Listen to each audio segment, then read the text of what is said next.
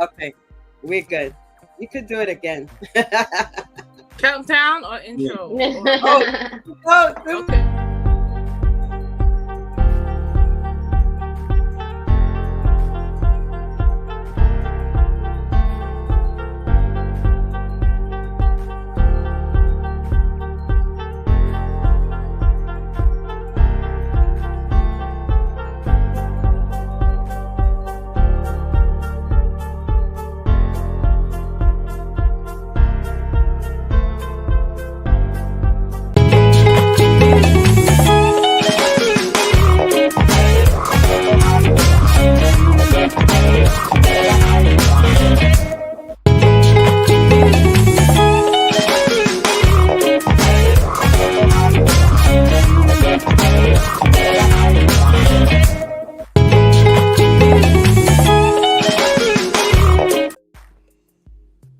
hello, good evening, everyone. Woo! Can we clap? Let's clap.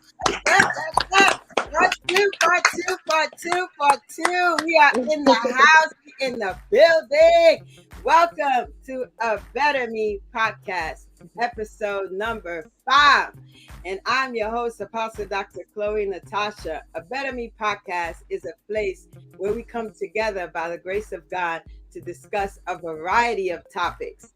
And here are some topics that we discuss: relationships, which we will be discussing tonight, part 2 of last week's episode 4. And we will be discussing women in ministry, sisterhood, domestic violence in relationships, health, and many, many more great topics. So tonight, I want you to welcome our special guests. And we have my co-host, Therza, Torchon, and we have JC in the building, and we have Dr. Alerte and Jickael Bazin in the building. We are about to, we're going to ask some questions tonight. So at this moment, what we are going to do, we are going to give the mic to Therza, and then we're gonna go down to JC, and then we're gonna go to Jean and Jickael, and they are going to introduce themselves, and we're gonna get this show started. Woo! Come on, Therza. All right. Good evening, everyone. Good evening. Welcome. This is so exciting. I'm looking forward to this. The last week was so informative. It was refreshing. So I'm looking forward to furthering the conversation. We have a new guest that's going to go ahead and put in some new input for us tonight. So I'm Therza. I'm Apostle's assistant. I take care of a lot of the behind the scenes administrative stuff. I also go out and we do missionary work together. So I'm just happy to be here and just share information and just converse. You know, a lot of times we don't take the time to talk to one another. So I'm looking forward to this platform. So JC, I'm turning it over to you, beautiful. Let's go. Oh man. Hi, good night, everybody. My name is Jessica. I am the CEO and founder of JC's Women Empowered, and I'm also a realtor on the legacy team in Garden City. I'm happy to be here. I'm excited to be here. Thankful. Thank you, Apostle, for having me on. I'm a little nervous on the topics. You know, I'm on none of these platforms. I'm like dating, marriage, divorce. But you know, it's gonna be a nice, fresh. I'm all of the above, girl. You can't be worse than me. Go ahead. Right. So I was like, what am I gonna talk about? But it's gonna be a nice, fresh perspective. I'm definitely excited. Thank you for having me on. Hello. Woo! Welcome. We got the gentlemen in the house. We've got Dr. Alerte in the building and Jickael Bazin. They're both authors. They're going to tell you about themselves. We pass the mic to you, gentlemen. Good evening, everybody. I'm excited to be here. Thanks for having us, Apostle Chloe. My name is Jickael Bazin. I'm a publisher. We actually published our first book as a publishing company was Single Man, Married Man, and we've grown since then, helping other people publish their works. Single father of a beautiful 23-year-old girl. She's about to graduate college. Yeah, I'm very, very proud of that. when we wrote Single Man, Married Man, I was a divorced man, single at the time, was single for about 15 years, both raising my daughter and trying to find myself in the process. And proud to say that last year I met a beautiful young lady, and we're about to celebrate 1 year together next month. Yes. That's exciting. I love love. That's beautiful. Let's go. Great. I love it. Wow. Last week we spoke about a lot of amazing topics, right? And we covered a lot. And I want to just shout out to all the people that are in the comment on Facebook. I just want to thank those of you who sent in the stars, who sent in the heart. Listen, everybody tag 5 people. We need women in here. We need men in here. I want to see you use that @ and tag some people in here. I'm going to shout you out as you do it.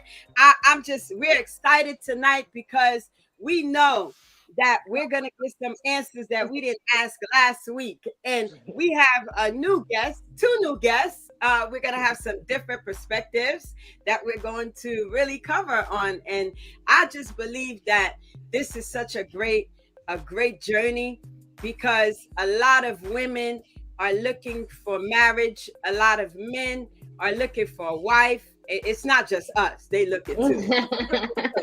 And a lot of times they're just not approaching us. And some of you guys you're bold. You'll go and you'll approach that man and tell him that you really like him and you're ready to take him out and whatever. But I got a question. My first question tonight, and as you guys tag the people, I want to shout out, oh my God. I want to shout out Siobhan, Asia, Tanae, oh my God, Denise. Who else? Come on, keep commenting so that I can see you. Tag somebody. If you're not tagging somebody, I'm coming for you because we got the message. We got to share the word. And we have to let women know how valuable they are. We got to let men know how valuable they are as well. Thank you, Siobhan. Tarika, I see you. Come on, I need y'all to turn it up in the comment. We are going to be talking. We're counting on you to turn it up in the comment. Go ahead and share. I want to see everybody share. Thank you, Siobhan. Thank you, Lazelle. I see you, Lazelle. Come on. We are here for a special occasion. And because it's a special occasion, we're going to keep it pumping. Boom, boom. And where's my bell? We got the bell. You got the bell. And the bell is to let you know that the notifications are hitting your mailbox. The notifications are hitting your DMs, right? So now you're going to have all the answers for what it is. So I have one question, and we're all going to answer this, right? So you two in the comment, I want to thank everybody who's tagging somebody. I want to thank everybody who's sharing. I want to thank everybody who's here tonight. Without you, there's no show. So we just want to thank you and get more people to come in. Tell more people. Tell them ahead of time and tell them now. So my question for tonight, and you can participate too. And then we're going to announce the winner from last week. So if the winner's not here, it's going to somebody else. We're going to wait. We're going to give them a little bit of time to come in, right? If they're not here, somebody else going to win. So we're going to let the gentleman pick a name in the comment. Oh, yeah, we're going to let them pick a name. We're going to let Therza pick a name. We're going to let JC's going to pick a name. And then guess what? We're going to come up with results, right? So I just want you guys to know. I see you, Luxurious. Oh, welcome. Welcome everyone who's here. I'm just excited that you guys are here. And I want you to go ahead and put the heart sign. Jessica, thank you so much. Oh, Jessica. Oh my God, I miss you, Jessica. And I want you guys to go ahead and put the hearts. Put about 5 hearts following one another, right? It's episode 5. 5 hearts. Go ahead and put them in the comment. My question is, if I go on a date, or any woman go on a date, right, with a guy, who should pay for the first date? Oh, we're going to start with you, Therza. Why? Listen, if a gentleman asks me out, I'm going to expect for him to pay for a date. I'm not going to, unless I'm in a relationship with a man, I'm not paying for a date. I'm just gonna say it. If you ask me out, you want to get to know me, so on and so forth, you pay for the date. I don't know. I think that's just, whether it's right or wrong, I don't know. I just think that's what I'm used to, what I know. Like if a man is pursuing you, you know, that's what he's going to do. But if we're in a relationship, like that's my boo, I got you. Like, you know, I don't have a problem. You don't have to stay forever. You know? No, I'm saying this. No, once you get past the initial dates and you establish that this is a person that you're gonna be with or whatever, I don't have a problem with that, because there's a mutual understanding that we got each other. But I think I'm traditional, you know, but seriously, I think I'm traditional in the sense where I want to be courted. I want the gentleman to take me out. Not put me out. You know, sometimes people say it depends who asks for the date, right? And because women nowadays, I'm not paying for no date. If it's the first date, you better impress me. You better take me somewhere I've never been before, right? Take me somewhere where I'll be like, whoa, wow, I never heard of this place. Oh my God, right?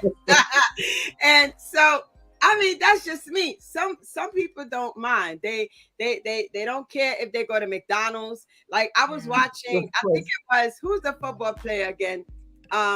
What's his name? Oh my God, I forgot. OJ? No. He was Evelyn on Housewives. Ocho Cinco. Yes, Ocho Cinco said he took his girl, his fiance right now on the first date to McDonald's drive-thru, and she was just riding with it, right? Like it was okay. Now you take me to McDonald's drive-thru, I'm getting out the car. I'm running. It might have been a test. That's what I was gonna say. That's what it is. It's a test to see. I don't eat McDonald's though. Because okay. It might have been a test to see, like, let me see if she's really for me or for the free meal. Right. You know what I mean? Because if you can't afford this restaurant, but it's always been on your bucket list, and you expect me on the first date to take you to your bucket list, you might not be interested in me. You're just interested in the sushi. You're using me for nah. So, but you know, first date, if I'm asking you, even if if I'm pursuing you, I'm definitely taking you out, and I'm definitely paying. Like, I'm not even looking at that. So you know, but we have manners. No, but just to piggyback on what you're saying, I think we have to put it in context. Like, you know, if you're in a lifestyle that is, you know, spending money, you know, that kind of circle, like y'all crazy with the money, or your middle class money or low class money. Like let's be real. Like you have to. It's what you're dealing with. There's levels. Yeah, there's levels to it. So you know, if you're like a video vixen and I know it's stereotypical. No, it's stereotypical, but it's an example that I think is tangible. You know, if you're a video vixen and your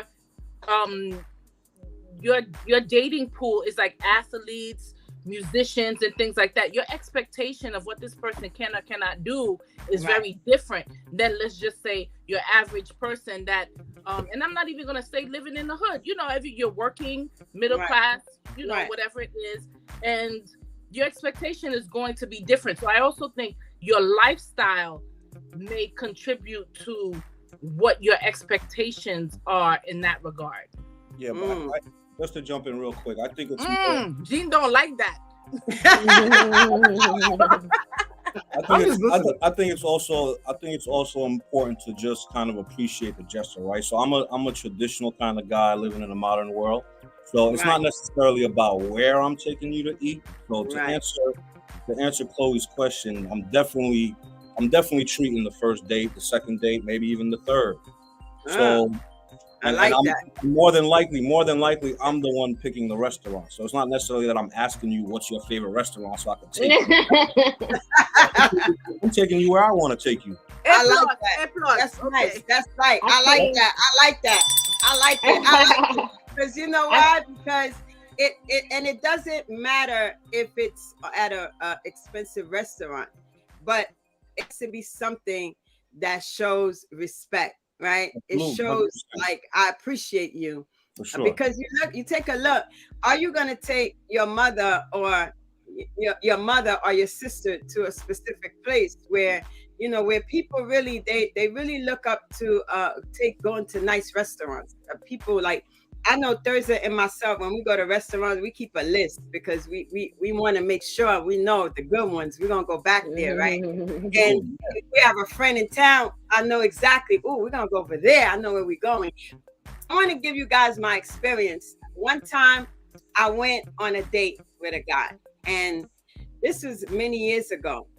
And this guy was a well-off guy. He was a designer. He lived in a loft. He lived down over there by John Street in Brooklyn, by the bridge. And yeah, Dumbo, right? Is that what it's called now? I don't know. Was it always called Dumbo? I don't know. But he took me on a date, and I met him at his house, and there was some friends there, and we went out. And when we got to the restaurant, he was like, when it was time for the bill, he was like, "Oh my God, I forgot my wallet." Oh, okay. No. How many of y'all ladies? What would you think? And when you said the test, right? I passed the test because at that point I'm like, wait a minute. This guy must not really have money the way they say he have money, or he must not be well off the way his business look like it's maybe he don't even I'm thinking all kind of things, right? Is he a gigolo, or you think he's a Tommy? He's like a Tommy. I don't know. I'm like, okay, I thought this was the person that I went out with, right? And I paid for the meal. I think at that time the meal was about somewhere around, it was under $100. It was close to $100. And I was like, this guy better have my money when I go back. Because if you didn't have my money, you shouldn't have taken me on a date. And then all this stuff is going in my mind. First date? This is the first date? First date. And we go back to his place, and he had a roommate, which I knew the roommate. I grew up with the roommate. And we went back to his place, and we were all hanging out. And he went in his wallet and gave me back the money.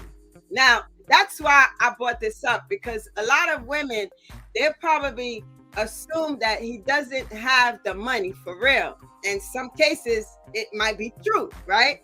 And so we have to really know what it is that we want in a relationship, because that was a serious test, right? And it could have been where he really did honestly forgot his wallet. I'm not sure, right? But I took that moment as like I was just like, oh my God, I can't believe this. This is embarrassing. How you know you're going out and you don't bring your wallet? That's unacceptable. I didn't just it could happen. You could be nervous about it. If I'm gonna have an impromptu situation with a person, I would more likely be like, you wanna have a cup of coffee, you wanna go to Starbucks. Like, I would keep it low key. But if you know you're planning a date, like you ironed your pants, you went to the barber shop, you're going to go on a date, so you should have money. Yeah. I don't know. You got Apple Pay. You got Apple Pay these days too. Yeah. Now you got a phone. Now you got a phone, so you get no excuse. But that was years ago. Oh my God. But did you go? My question is, did you go on a second date? Yes, we did. We went on a few dates after that. All right. Yeah, we went on a few dates, but it didn't turn out to be a relationship because the first date. He liked a I lot. remember this is my red flag from last time. I do have to admit. Oh my God. That second date. Chloe, so I do have to admit, I was waiting for you to finish, but I do have to admit that did happen to me on probably date number 4 or 5. Wow. Well, that's number 4 or 5. No, right? Yeah. Yeah, But it was more of I was running late and I was rushing out of the house and I forgot to have my wallet on the way out. But it could happen. It could be an honest mistake. Yeah, so I think that's what it was for him.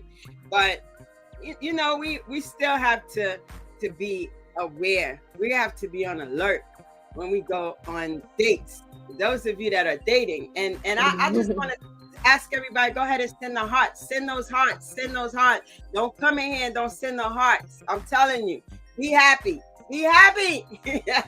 But what I would say, I would ask Jessica conversely, like, do you have you ever, or do you know people who intentionally know they're going on a date with a person, a guy, and they ready to break the bank? Like, I know I'm gonna get lobster, I'm gonna get steak, I'm gonna order rosé, I'm gonna make sure that I get truffles on everything. Like, I would say that kind of is kind of the same behavior as the man coming with no money. That woman going out intentionally knowing she about to, break the bank on this guy. It's true. I think before the first date, you should definitely get to know the person a little bit before we go, because you might take me to a restaurant and maybe I don't like the 5-star, and it doesn't necessarily have to be a restaurant, for it to be the first date. It could be at a museum, it could be at a beach, it could be something like that. There's so many different ways you could have a first date where it doesn't. Yeah, so I mean, there's the traditional way of just the restaurant, and there's also the non-traditional way, like the fact that you caught something that I said in a conversation about a painting, or something I said about a particular location. Like I've always wanted to do the helicopter ride in the city. Yeah. No. Big things are That's gone. my kind of date. Oh my God. Okay. That's the date. That's the date. Right. Go to Governor's Island. It's a helicopter ride. Helicopters make too much noise. I can't hear you. I mean, helicopter ride, you catch that or something like that. I think those things are big. If you didn't just catch food, you caught other things. I think that's pretty big. You caught little things. And also, I think the traditional way of men are natural born hunters. To say that, I'll pay, traditionally, it's the man that's hunting. He's the one that he heard something in the conversation, and he said he offers to take me out on this date. We go, and I expect him to pay, of course. Wow. What do you guys have to say about that, gentlemen? And I know we were going to cover a chapter, a specific topic in your book. Gene, I don't know if you want to talk about it, because there's so many things that we need to know. And go ahead, ladies, go ahead and put your questions in the comment. We're going to announce the winner from last week. We're going to announce it in the next 5 minutes. So I just want you guys put some questions in, and Thursdays keeping track of the questions. And I just want to tell y'all that we've got to ask men the questions. We cannot sit there and not ask the questions, because there's a lot of things that we want to know. We want to know. I always want to know, why is it that men, they like you? And I think I asked that question last week. When they like you, they'll be in a certain area and they'll look at you, they'll keep looking at you, and they won't say anything.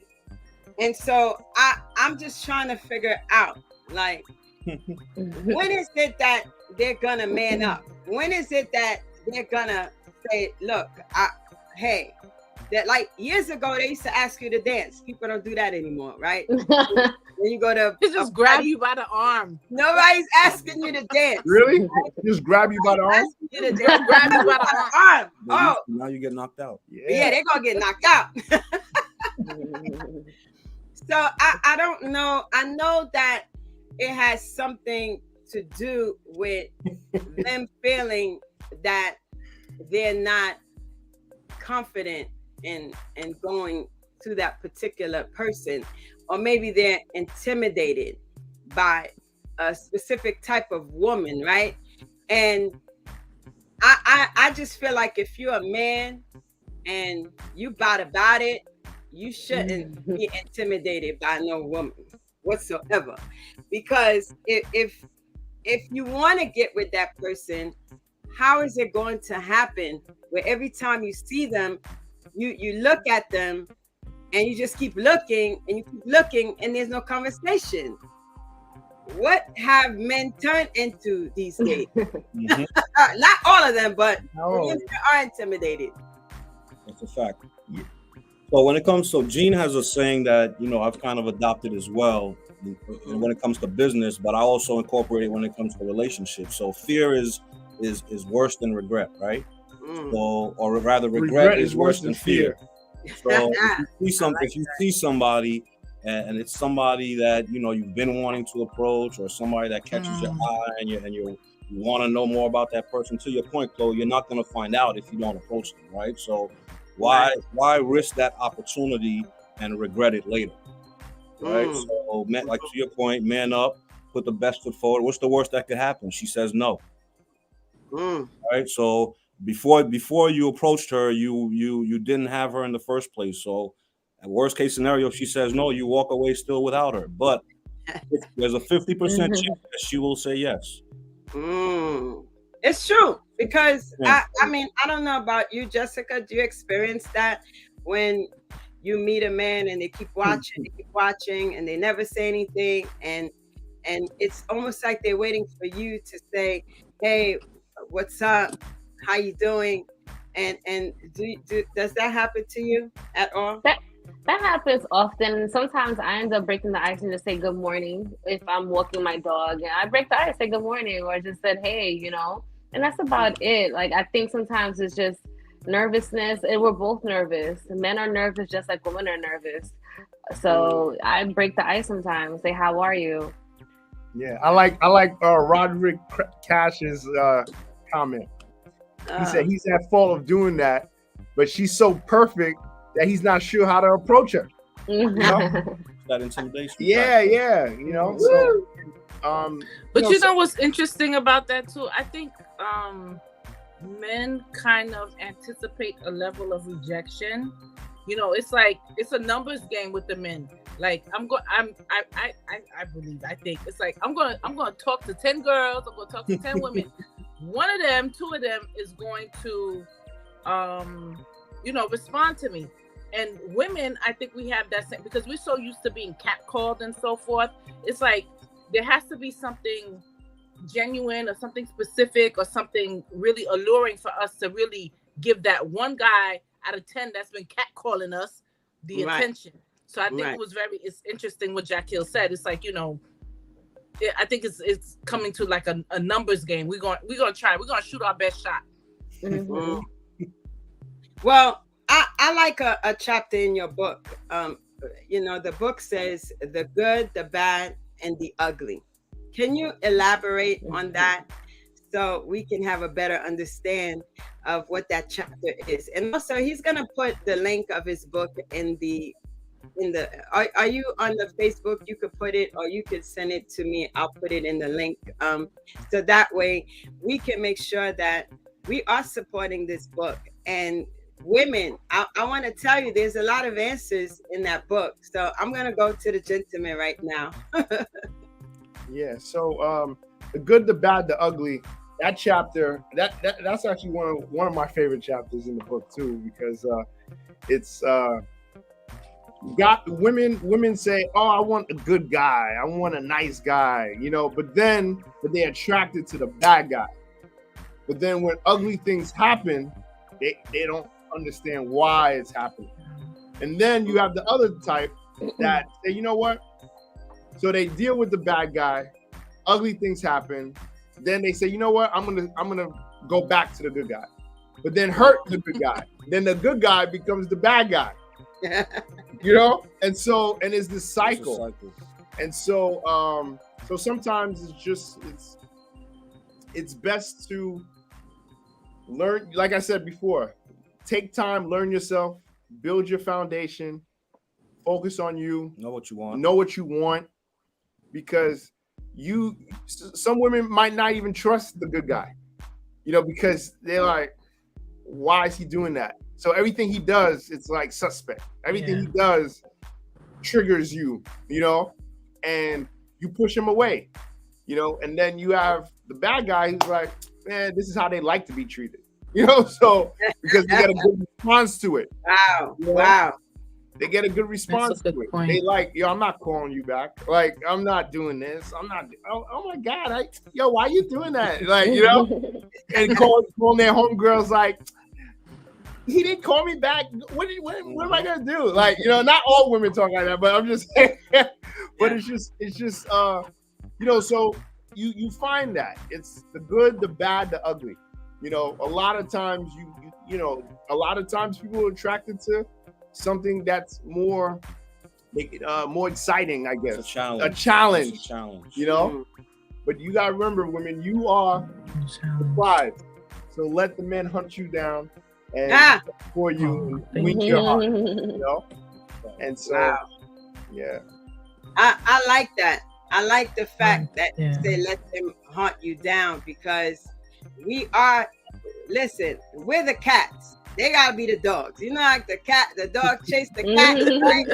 So we have to let them chase.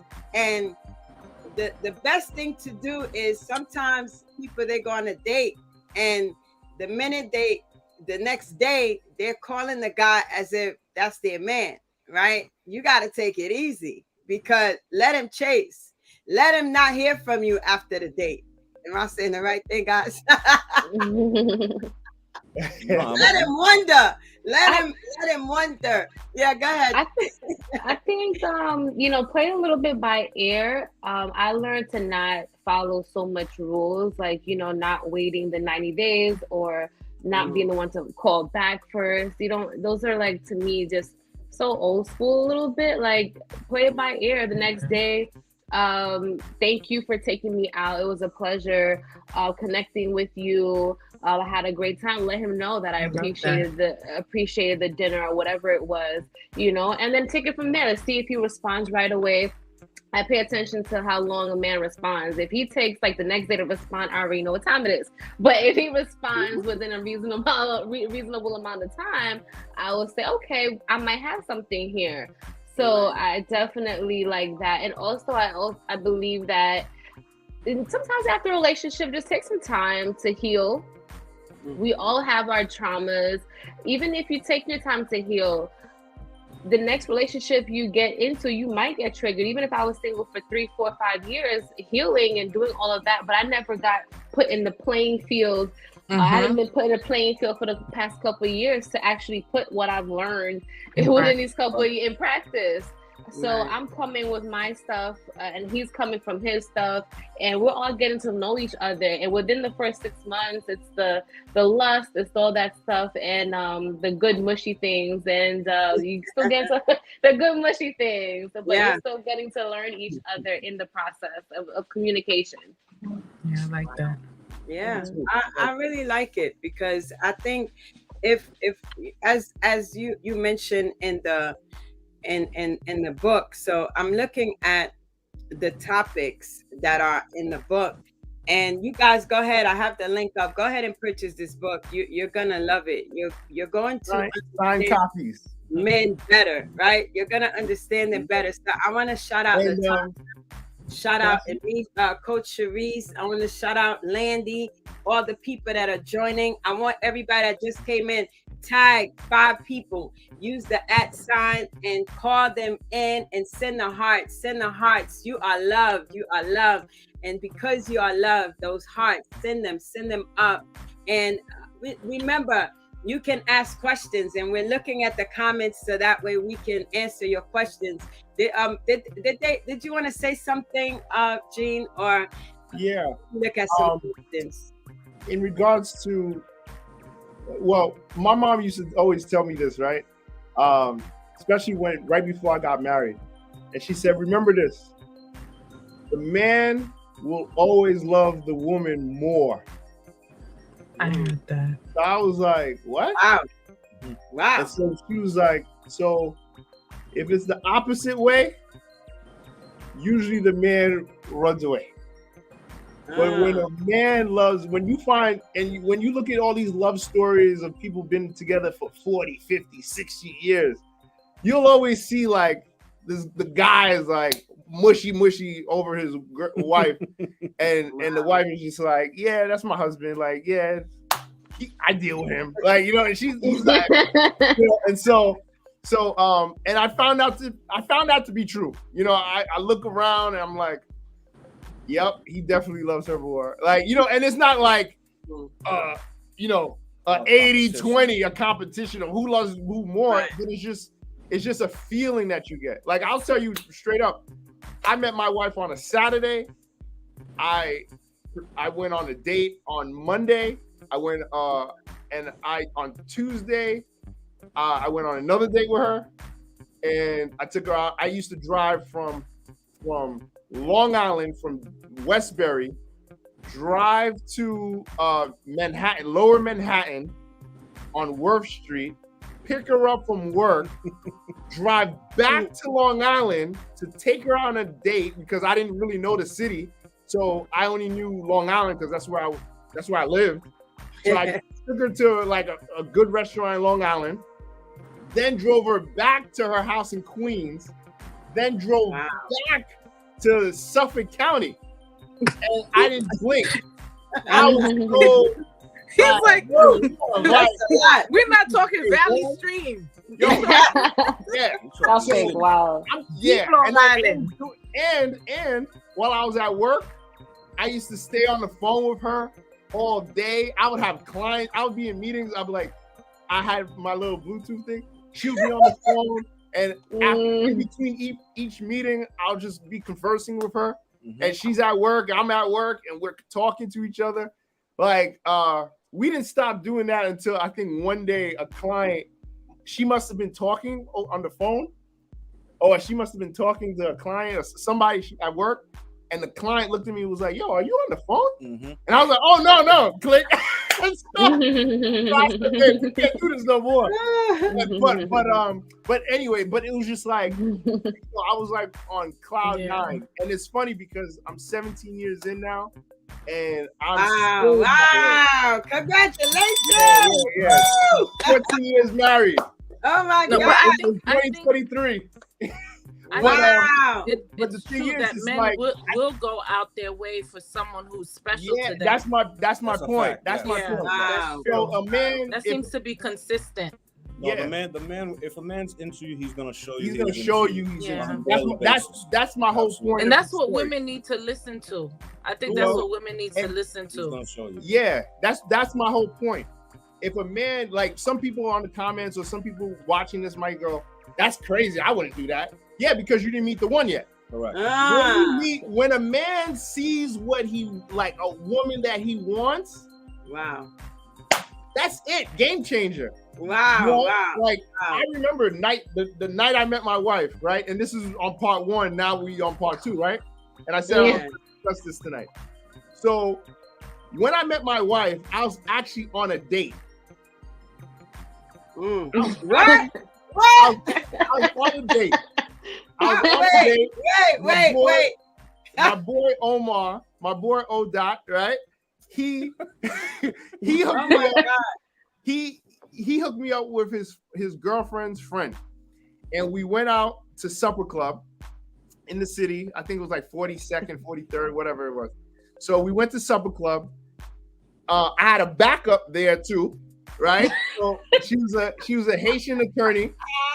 Yeah, right. She was. Oh my God! So, y'all paying attention, ladies? This is what they do. Yo, I'm gonna be real with you. So, Supper Club has 2 levels. If you guys remember Supper Club in the city, it was like a theater. Yeah. So I was on one floor. I kept the other girl on the bottom floor, just in case the top floor girl didn't work out. So Gene is on one floor, Alert is on the other floor. So basically, when I saw my wife for the first time, I was like, oh no, wow, right?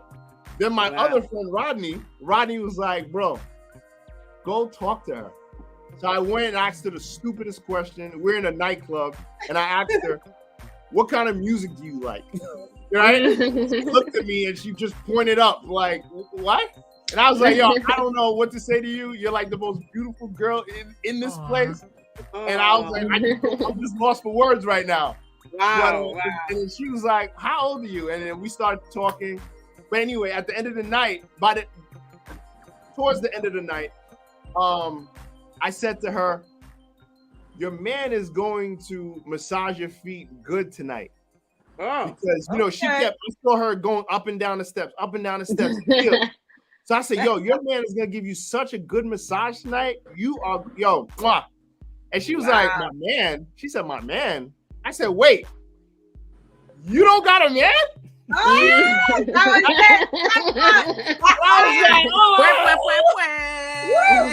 the other girl.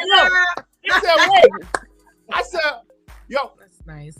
Dr. Chloe, listen. JC, listen. Teresa, listen. When I tell you, I forgot about. First of all, the other. I don't even remember the lawyer girl. She must have just left. I don't even remember what happened to her. But the other girl, she must have saw me. I was dancing with Gaynor. I was in a whole. It was just me and her in the club. Yeah. The lights turned on. I remember that. The lights turned on. You know how they play R&B music at the end of the club? So the lights turned on. We kept dancing. People leaving. My boy, because we double date, so we were carpooling. They were driving with me. So my date was with me. So he came to me like, "Yo, bro, like," I said, "Yo, here's the valet ticket. Go get the car, man. Like, leave me alone." So I had to make sure my wife got to her car. I had to make sure she was safe. And then when I got into the car to go back to Long Island, go back home and drop my date off, I got in the car and I told her, "Yo, sit in the back." I told my boy, sit in the front. I said, "Yo, I met my wife." I was like, I met her. That's simple. Look how easy that is. I was like, and then the girl in the back, my date was like, "Yo, you're such an a-hole." I was like, "Yo, I don't care what you gotta say, girl. I'm gonna drop you home. I'm good." And so we've been together 17 years. Oh and my so God. From that date. Oh but my God. We but got it's interesting because when you hear a man say that, "Yo, first sight, I knew." That was it. Like it is true. Now, when a woman, on the other side of it, I've seen women try to force their man to marry them, force their man to be with them, force them. That only turns out bad, ladies. Mm-hmm. Like when you force someone to do something that they really don't want to do, or they keep questioning themselves. Do I really want to be with her? Really? Is this the only, like, a man who's confident in you is never going to say that. A man that knows, because I don't know, maybe it's just me, but I know when I want something, that's it. So, but all the men that I know who are married, right? Shout out to Frank because he's married now too. And he's like the anti-marriage, anti all this. But when he found the one, he found the one. Jickael, he's been single for 15 years. And not saying that he didn't go on dates and he didn't go on dates, he didn't do anything, right? He was, doing what he does, right?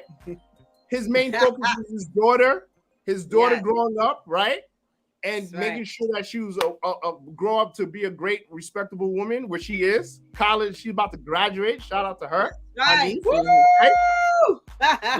But 1 year ago, last year, at my father's birthday party, he saw this woman, and he said, "Just like you, just like me." God. That's what I'm telling you. So when he saw her, guess what? Now he's going to Aruba. Now he's in a relationship. Now he don't answer my calls every time. Big things are grind. Big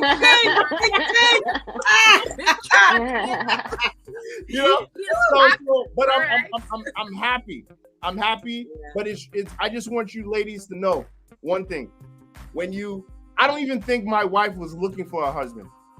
I don't even think, because I remember conversations. I don't know if she remember, but I'm not going to disclose it today. But I remember conversations we used to have early on, and she was just about herself, her mental health, her like well-being, her business. She was focused on. She was good, and she wasn't looking for no man, right? Just God was like, "All right, now you're ready." Boom. and she's engaged before she broke it off. Like, wow. So when God says it's time, it's time. But when you try to force things, it ends up bad. And that's another part of the good, the bad, the ugly. You know what I mean? Because sometimes you see your girls getting married and you're like, yo, how's she getting married before me? Like, you know, and I've been at weddings when I seen women, when you see the women sitting down, because I watch people. And you see all men watch. All men watch. I'm happy for them. I'm happy for them. But how? Why am I not? And they start punching their man under the table, you know. And so, like, when you gonna propose? When? But the guy is like, yo, I'm not ready, yo. Like, or I don't want to. I'm not ready for you. You know what I mean? And that's why. Speak on that, yes. That's why the book is called Single Man, Married Man. Every man wants to get married. Why not to you? Wow. Okay. Wow. All right. I dropped the mic. You dropped some gems. I like that. Yes, I love it all. Because, oh man, I love it. And the reason why I love it is because sometimes as women, and I want to just shout out everybody. We don't want to forget y'all. We want to shout out Siobhan, Denise, Danae, Melody. Oh my God, Coach Cherise, Tanya. I see you. Go ahead, guys. Send the stars, send the hearts, send the stars, send the heart. And go ahead and send those hearts, those 5 hearts together.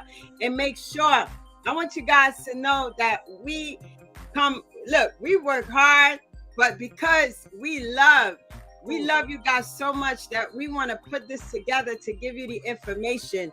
And the hearts, it's all about love. It's all about unity. And I just want to shout out, oh my God, I got to shout out the winner from last week. So when I shout out the winner, I want you guys to go ahead and put congratulations, and we're going to continue. Every week, somebody's going to win $50, a $50 gift card. And I thank you, Siobhan, for the stars. Asia, Latasha, come on. Keep them going. Keep them going. Keep them going. And tag some people. Some of y'all didn't tag nobody. I know who didn't. Don't get me scroll back up. Tag somebody. Tag 5 people. Use the @sign. We are here to have some fun. We want to make sure you're getting all the information. And let me tell you something. Look. The winner, we're about to announce the winner. Y'all ready for the winner? The winner is, oh my God, the winner is Landy. Landy, let's congratulate Landy in the clap. Let's congratulate Landy. Come on. Clap for your sister. Go ahead. Stars. Thank you so much, Evangelist Rose. We thank you. And look, if you don't have a subscriber badge, make sure you click that green heart at the bottom. Go ahead, don't miss it. You don't want to miss what we're doing here. It's a lot of stuff coming for y'all. I don't know if y'all ready, but congratulate your sister in the comment. I'm excited because look, I wanna ask this question. So a lot of times, girls, it happened to me. It happened to me. I'm sure it happened to everybody. You went out with a guy and all of a sudden you break up, or maybe he was cheating with some other girl, but you look like a dime piece. You know, you look like a model. Like, I'm not talking about size or anything, but I'm just talking about you the bomb, right? And then you're like, he left me for that. And a lot of women are always saying this, right? So is it a situation of looks? Is it a situation of, because you spoke about meeting your wife right there on the spot. And Jickael met his future wife. I hope you're in the comment. I'm prophesying that he's going to get married before 2024. Oh. Yeah. You said, whoa. Before 2024. 2024? Oh, before 2024? Before 2024. That's what she said. Married, destination wedding. And I better be invited because look, he's been looking for the ring. Look, she's listening right now, Chloe. You put me under pressure. We're gonna see sweat beads. Roderick, Roderick, the website is. It's on the. If you look at what I pinned, it's there. It's all the way at the bottom. So I want. Listen, guys. I want to know when it comes to a woman, right? Is it their looks or is it the qualities that they bring into the relationship? Is it that they support you, they care about you? Because it doesn't matter if the person look like an ape, but if they're giving you what you need, is that what a man is looking for, right? Is that it? I don't know. Please tell us. It could work conversely too. Don't say it like that. Don't say it like. I don't mean to. 1 second. It could work because we've seen. I'm sure there's some men that will turn around and say, "She left me for this dude." For that, so yeah. Let's not just put it on well, that. vice versa. Okay. We'll come to y'all. We'll come to y'all. But you want to hear it because it happens more to women. And I'm always hearing, you got to see who he left me for. You got to see what she looked like. She looked like a hippopotamus, or she looked like this, or she looked like that, right? And so, and I remember my mother-in-law said this once, that a woman called her, and her husband was messing with this woman, and she said, "Is this the hippopotamus?" Oh my God. She's like, "You out of control." To speak to you. She's like, "I'm not calling to speak to you. Is this the hippopotamus?" Wow, out of control. And she was shocked because these other women will say this to you, especially if the man left you for that woman, right? So what is it that a man is looking for? I think we need to know. Is it a support system? Is it just love? Is it you want food on the table? Is it that because I remember I was married to a Haitian man once. And let me tell you, when I didn't cook and I went to work, I got a phone call. And it was like, what am I supposed to eat? And it was, what the F am I supposed to eat? That's what he said. He didn't say, what am I supposed to eat? He made sure he let me know. And then I was like, go get some Chinese food. And he would slam the phone on my face. So now it's like, no juice sauce, boy. Right. Well, I can tell you, you both sound toxic. Because if he's talking to you like that, you may not want to cook for him. Right. You understand what I'm saying? Absolutely. So it could be that sounds like an issue right there. So I may be retaliating because you're not responding to me, and you're not right. You're not coming at me right. So if you're not gonna come at me right, I may not do the things that you want me to do, and vice versa. Exactly. So, but is that right though? Is that right, men? Please tell us, because sometimes we do. Like if we find out certain things, we get cold. We don't want to be around the man. And if he lied about something, or we found out he's cheating, or we find out something he lied about, right? So is it right to just say, I'm not going to cook for him, I'm not going to do nothing for him, I can't stand him? And that is that the correct thing in a relationship? I think the correct thing would be to kind of address the situation that's really affecting and bothering you head on, right? Versus trying to punish him without him knowing what he's being punished for. That's a good one. So one of my big things in relationships is communication. So if something's bothering you or affecting you emotionally and or physically, it's always a good idea to bring it up, converse about it, and let the person know what's making you unhappy or not unhappy. Going back a little bit to what you were saying as far as what are men looking for in women, specifically speaking for myself from the perspective of being single for so many years and then going back into the dating scene. One of the two important things that were really important to me, was number one, compatibility, right? Gotta be somebody I'm compatible with, because even though I have a baby face, I'm 47 years old. So you look 20. My daughter's 23. So wow.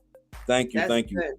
But at this point in my life, getting back into the dating scene at my age, I'm not looking to do it for a year or two. I'm looking long term, right? Somebody that I could travel with, enjoy life with, so on and so forth. So compatibility was a really big thing. And of course, coming out of a divorce, I always say anybody coming out of a relationship or specifically a divorce comes with baggage, right? So it's almost like you got to find somebody who's compatible enough to you and who loves you and understands you enough to help you unpack. Follow me to help you unpack that baggage that you got. So compatibility is really important. However, from a man's perspective, a lot of the times guys won't approach a girl or talk to a girl. The first thing is always that attraction, right? So when it comes to whether a man is going to talk to a woman because he's simply attracted to her, 7 out of 10 times that is the case, because that's the only way that he's going to start the conversation with her. And then once the conversation starts, then he gets to know her a little bit more and really gets to find out if the beauty matched the brains, for lack of better words. You follow? I like that. The beauty matched the brain. I like that. And then you have those instances where it may be, who knows, a long-term client or somebody that you've known, on a long-term basis, where you may already know a little bit about that person, right? Yeah. So in those instances where you know the person a little bit more, it may not be the most attractive person, meaning it's not the looks that attracts you to the person, but because you've known them through different interactions or now that person becomes their character, what they're about. Exactly. So now that person may become more attractive to you than the who you may have thought was the dime piece. Follow? I like Natacha's thing. She says, I don't call it baggage, I call it luggage. Oh my God. Throw that luggage away, yo. I love it. And you know what? It's a good point that you brought up, because a lot of times we meet someone, and I could talk about me, because in the past, and I'm not gonna tell you how long I haven't been in a relationship, but I think it's going like your amount of years. Jickael is going your amount of years where I haven't been in a serious relationship or committed relationship, because I just don't feel like, let's say, Jeans felt when he met his wife. I don't feel like you felt when you met your girlfriend. And I believe that we all will know who that person is, especially if they're the right person for you. You're going to feel it. It's a spiritual thing. And a lot of times us women, we don't understand that when we get with a bunch of men and we go from men to men to men, we inheriting spirits. And when you inherit these spirits, then what Natasha's talking about, that luggage, you begin to have extra luggage, especially from what you had before. And now you're carrying more, because every time they deposit that spirit, you're inheriting more. And now you become someone else. You become someone damaged. You become someone that really don't know what you want. And we have to get to the point where we really get to know what we want. I know what I want. I know exactly what I'm looking for. And when it comes to me, it's going to come with an open arms. It's not going to be missing nothing, right? Because the Bible tells you that the man that you're going to meet, the man that's going to come in your life, that God is going to send you, he's not going to lack anything, nothing at all. So even if he took to McDonald's, you're going through that drive-through, because you know he ain't missing nothing at all. Woo! So I'm just excited about our conversation tonight. I just want to know if you guys have any questions in the chat. We want you to put them up. We're gonna attend to you. We want to shout you out. Send the hearts, send the stars. Come on, let's get about 5 people to send the stars. The stars are something that assists us. It assists us in doing our global missions. And right now, what we do, we have 100 children in Haiti in an orphanage. We have children in Uganda, about 200. We have children in Ghana. We have children all over that we can assist. And my brother Frederick is on here. As a matter of fact, we just donated for a wheelchair. And it was a young man who needed a new wheelchair. And we were able to do this. So I want you to know that every time you send those stars, it actually helps us. When someone say, I need help, I need something, somebody don't have food, somebody need this, somebody passed away, we're able to extend from the ministry. So I thank you, Tanya. Shout out to Tanya with those 500 stars. Shout out. I'll ring the bell for Tanya. Come on, who gonna match Tanya? Because we believe that we can go higher. Pastor Stephanie, thank you so much for joining. And so we have more questions. I don't know. Let Therza and go ahead, JC. You may have more questions. I don't want to bombard them because I got questions. I got questions for days. I don't really have a question. I don't think you let us answer the question. Please go ahead and answer it. Which one from what I asked before? Yeah, I think he did answer it. Jickael, okay. Yeah, right. he did answer it. He did answer it because I really wanted to know what exactly is a man looking for. But you can give your own perspective, Gene. You can tell us. I was just gonna say, peace and growth, like I said last week. Yeah, and so when a man comes home, right? Because especially a black man, right? You all day, and women too. Either way, this goes for both. Because as a woman, you're dealing with, like she said, catcalling all day. You're dealing with annoying co-workers, dudes on the train, women on the train, fighting for a seat. Dudes on the train. If you don't take a train, then you're driving traffic. You're dealing with traffic. People honking at you. You're dealing with your boss. Emails, Zoom meetings, meetings after meetings after meetings about the meetings about the other meetings that you're about to have. You're dealing with all these pressures. Your kid, school, bills, responsibilities, blah blah blah blah blah blah blah blah blah. And then you come home, right? When you open that door, you want to feel, as soon as you walk in, it's like you putting your iPhone on the charger. Yeah. You need to go back to 100%. That's what I feel home should be. Home shouldn't be that if you were on 10%, I take the charger away and I bring you all the way down to 0, right? It should be a recharge.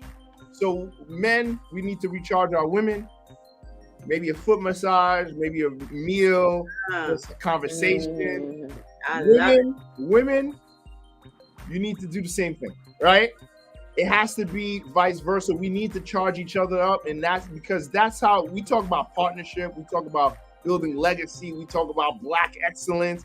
The only way you have Black excellence and you're gonna have legacy and you're gonna have partnership and you're gonna have this beautiful utopia is if we build the family back up.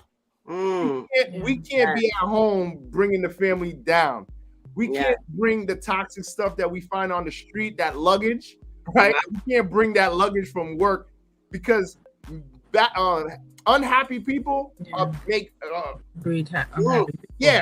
unhappy people love putting putting that on you, that same energy. So what is happening is you have to bring in positive energy, and we build each other up so that tomorrow we can go into the world like smiling and happy and like, yo, we ready to conquer this, like, and then knock our coworkers out, And so, and then that energy is contagious too, right? Because when you get a good night's sleep, when you have a nice conversation, you eat dinner with your wife, you have fun with your kid, you play a game, you watch a movie, whatever it is you do at night, right? You pray, you read your Bible, whatever it is, because you're getting recharged. The next day, your clients are going to see that. they might be like, "Oh, yo, what happened last night?" Like, you know what I mean? And so, like, nah, it's not that. It's just that I got recharged. You know what I mean? And so, whatever that is, and if you're single and you by yourself, you don't have nobody, right, to go home to. Make your house the recharge. Find something to do. Find something to do. Meditate. Listen to a podcast. Read a book. Do something. Figure out what you like to do. Right? Maybe it's meditate. Maybe it's just going outside in your backyard and just chilling. Maybe it's just taking a walk around the block. Like chill with your cat, chill with your dog, like whatever it is. But just enjoy, get recharged. And be grateful. One word we didn't talk about tonight, gratitude, right? Be grateful for what you have at the current moment.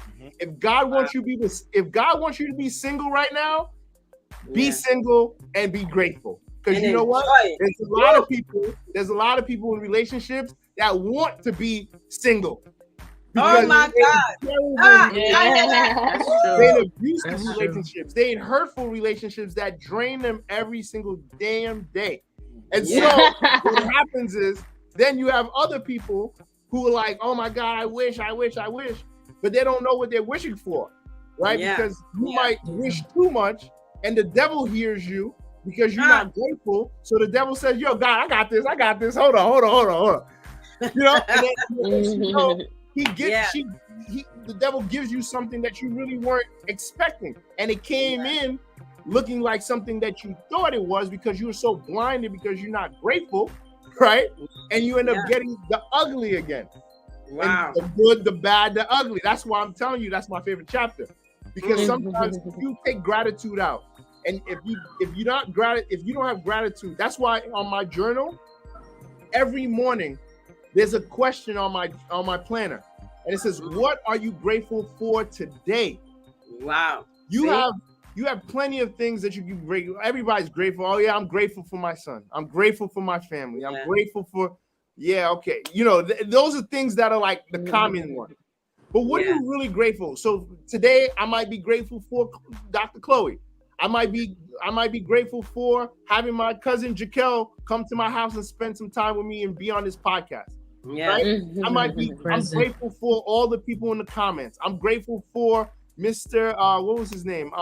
Mr. Coach, I think Mrs. Coach, who wants to buy my book. Right?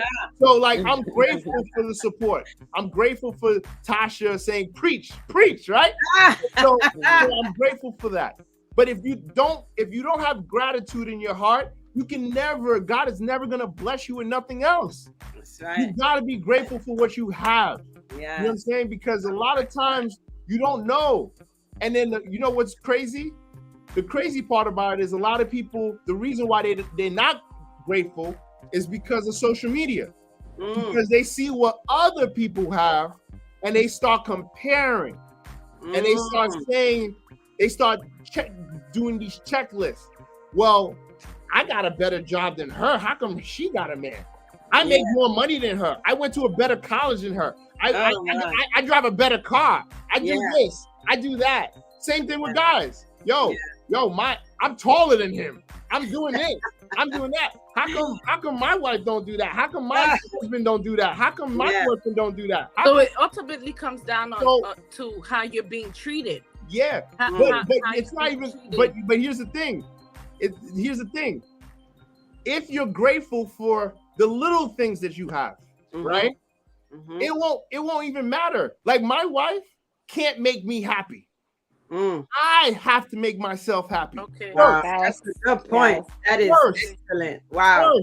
Wow. I'm first. If Gene Alert cannot make himself happy, I cannot expect my wife to make me happy. I can't expect my son to make me happy. I can't expect Jickael to make me happy. No one can make me happy if Gene Alert is not happy with himself. That's right. Gene Alert is not grateful and doesn't have gratitude for everything that I have, right? I'm grateful. Every morning, I'm telling you, I'm grateful. And so, and doesn't mean I'm perfect, because some days I'm like, yo, God, my world is falling apart. I don't understand. But then I have to like focus again. And I say, okay, you know what? like, I'll give you an example. Last thing. Last week, right? Last week, my car was in the shop. My wife's car was in the shop. Oh, wow. Both our cars, right? We've been running around rampant. We're not servicing the cars. So God said, you know what? You guys need a timeout. Boom. My alternator went out on my car because I wasn't looking at the signs. I talked about that last week. Yeah. Right? I thought it was the battery. I checked the battery. I was like, well, the car starts, so oh well, I'm gonna keep driving. And then all of a sudden, I got in front of my house and the car died. Right? Come to find out, it was the alternator. My wife's car, some brake issue. So hers was light. But we put both of the cars in the shop at the same time. Now we went from a house with 2 cars to a house with no cars. No cars. some people will be like, "Oh man, how you gonna?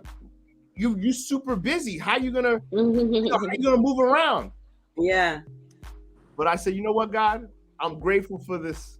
I'm grateful that I have a good mechanic that can fix my cars. That's right. And you know what he did for me? You know what he did for me? You know what he did for me? He made my friend call me, and he said, "Yo, Gene, I know your car's in the shop. I'll drive to your house and drop off my car, and then you just wow, look at that! Oh my God! For 2 days. Woo, so my clients didn't feel any hit. Oh man, I can't go anywhere. I don't have a car. I can't move. I didn't have to take Ubers. I didn't have to take a bus. I didn't have to take nothing. But it's because of gratitude. Now, if I was complaining, if I was complaining that opportunity would have been presented. The opportunity might not have presented. So that's why I'm always telling people, you have to be grateful for what you have. Don't complain about what you don't have. Be grateful for what you have. So if you're single right now, or you were in a bad relationship, you getting divorced, be grateful that God took that person out your life. Because guess what? Now you might live an extra 10 years. Because here's the thing that people don't talk about. Mental health, stress, heart attacks, strokes. People die of strokes because they keep the pressure inside. People have high blood pressure because they keep the pressure inside. They appease people. They don't speak their mind. They don't tell the truth. And so they hold it in and they kill themselves. So I'm telling you, people out there in social media land, whoever's watching, like, take care of yourself first. Don't go into a marriage, don't go into a relationship, don't go into anything dating scene because you expect that other person to make you happy. They're not going to make you happy if you're not happy. Trust me. Man, I really like that because it's important. It's important that we understand that, because a lot of times women are looking for relationships, right? They're looking for relationships and they don't really love themselves. They're not happy. They're unhappy. They're miserable. And then so now they make that individual the same. And not an individual, and believe it or not, you don't really know anybody until they get comfortable. I read that in your book. I remember you said that people are not who they really are until they really get that comfortable, where they just lay back and they're like, all right, now you begin to see who they are, right?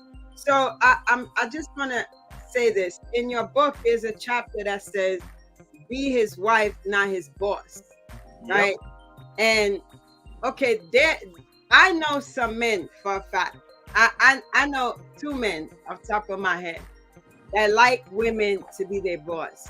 If they're in a relationship and the woman is not controlling them and the woman's not whipping their butt, they're not happy. I've never seen these guys with women that were normal. It was always women that always thought, we grew up together, so they always thought I had something with them, right? And the woman always thought I had a relationship with them on the side or whatever. And those are like my brothers. But what I've realized is that they only attracted to women that are bullies, women that want to tell them what to do. And I don't know if it's something that they need, but please explain to Maybe they were missing his wife and not his boy. Maybe that's how they grew up with their mom. That's that's a mommy thing. Wow. It's similar to when they say ladies look for, not necessarily that they're only attracted to bad men, but they're jumping from men to men looking for something, for the love or something that they missed from their father. So it's almost kind of like that same syndrome. Mm-hmm. Wow. In response to that, what I'd like to say, what that makes me think about is one of the main complaints I hear from men is that when they come home, they don't like all the talking that we do, right? That's what Gene was referring to before. I went through that whole rant. That was that whole rant. Like peace and growth. That's it. Because they want to. And I think what I've realized, like over the years, is that they're okay. Like we could talk a mile a minute and not necessarily get a response from you. Get a couple of because we just want to get it out, right? And then men, they just want to come home and just kind of like chill for a minute. They will give us, I believe they will give us that time, but they have to come home or just have that moment to decompress from the world. And we're looking for someone to dump on. So what I'm thinking about in this is just kind of like knowing that balance between us. So I know it's going to take a good, 30 minutes for him to chill. And then, later on, he's more relaxed. And whether he's listening to me or not, it really wouldn't matter. I just need to get some things out, So what about that? I'm going to give you, everyone has an iPhone, right? Or most people have iPhones. Yeah. So I'm going to give you an example, an analogy based off of the iPhone. Okay. When your phone is dying, what does it do? What does it say? It says low battery. Low battery. It says low battery, right? Yeah. Then it gives you an option now, the new iPhones, and it says low battery mode, right? Yeah. And then it becomes yellow. Yes. All right. So even if your battery was dying, right? Now it gives you put it on low battery mode, then it gives you a little bit of extra, like a little extra support just to get you to the charger. Right. That's when you get home. So I might have came home not completely drained because you would have saw it in my face. But I know where this is going. I'm on low battery mode. I'm about to drain the battery. I'm on low battery mode. I got like 10% no left. reception, no internet, Yeah. nothing. So Okay. I'm not putting you on airplane mode. Okay. I'm not taking off the service button. But all I need to do is this. That's it. And that's plugging. What is that plugging? So that's just the home, the energy. I need you. You are the plug. You are the plug. Is the plug talking or is the plug not talking? No. The plug is just my peace and growth. Just let me sit around for a second. But that's But hold on 1 second. To finish the analogy real quick. So once I plug in, the phone charges. What does it do when it gets to like 60%? It lights up. It says your phone is now off of low battery mode. Now it becomes green. Now we can converse and you can tell me about your terrible day. You could dump on me of everything I did wrong. You could complain, you can do all the stuff that you want. But let me get out of low battery mode. That's my point. So ladies and fellas, right? If I know my wife has a terrible day, you know what I'm gonna do? I'm gonna take my son downstairs. I'm like, yo, Anu, you wanna go watch a movie? Let's go. I let my wife go. I close the door. I see it. You know what I'm saying? If she's going to sleep early, yo, I leave her alone. Yeah. You know what I mean? Okay, that's good. So you gotta understand. You gotta level read of the understanding. room. Yeah. You can't put your low battery mode on me. Like, you know what I'm saying? Like, because I'm low battery mode too. And guess what? When two people have low battery mode, it's bad. right? Because what's happening is we might say something that we might not like. Yeah. We might regret it. We might argue. You know what I'm saying? And then for no reason, because we drained. Both of us are drained. So how two drained people gonna help each other? Yeah. And then we gotta do it again tomorrow, and then do it again tomorrow, and do it again for 30 years. Nah. And that's why a lot of people in the first 2-3 years get divorced, because they don't understand that because we talk about it. Communication. Yeah. What is communication? When you think, it's communication when I just come home and just dump on you? Like, no, that's not communication. There's verbal, non-verbal communication, observing. Yes, you have to listen. We have 2 years. Yeah.